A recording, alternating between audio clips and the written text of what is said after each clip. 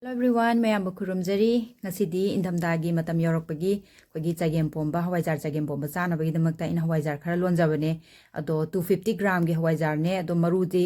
achauboina tawjeba ko macha dudi phangdabanina achauboina tawjare aduna kitang texture ji manararoi macha oirsu achauboirasu khogi hawaijar gi manam do khar chelagati dum yare haidana ina dum lonjare ado mayam dai khudol tamjage tawbane ado indamdagi matamdadi khogi lechin thabanina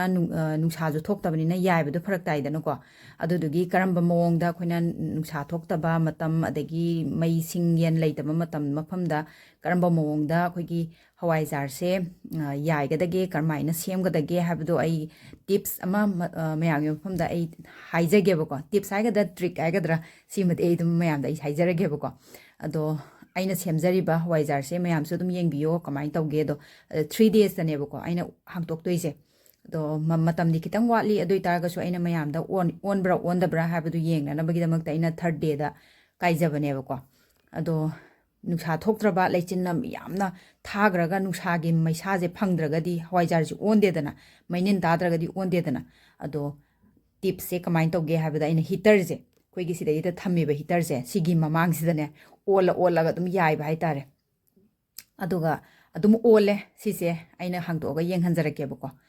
sise yeng biyo ne marudi achawbani ko maru chawbani na kitang di texture di manadre adoi tar ga su hawaijar di ole haitare mayam yeng biyo dum aisi hangtok jarake bako adum yeng biraga dum khangne ba sise third day da aina kaijabani ko mayam ado hawaijar yon om bagi kanwa se dum chap chana dum tabai wani da mai texture se to si third day ni ko mayam ado si ai mayam si kaira matungda ai hawaijar chagem pomba hawaijar metpa umorak hawaijar metpa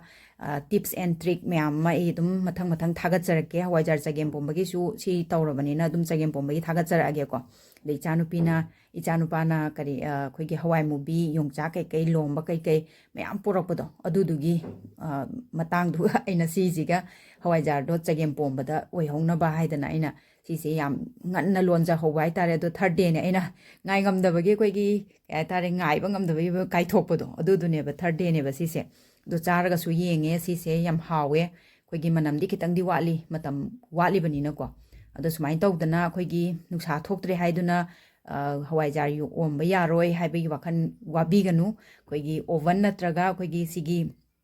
heater na yam phare ko oven sidi kaya kano tawde ko aduga heater sigi mamang se dane ko sije sumai dum thambiyo ba hawaijar je pachna pek tawre dana aduga mamai se nga minute manga tara leraga nga muk sumai nam pombi ba sise first day gi omba dunia ina clip si mamang sida hapsan jabane ko sumai na leira sum om doine ba to sumai na muk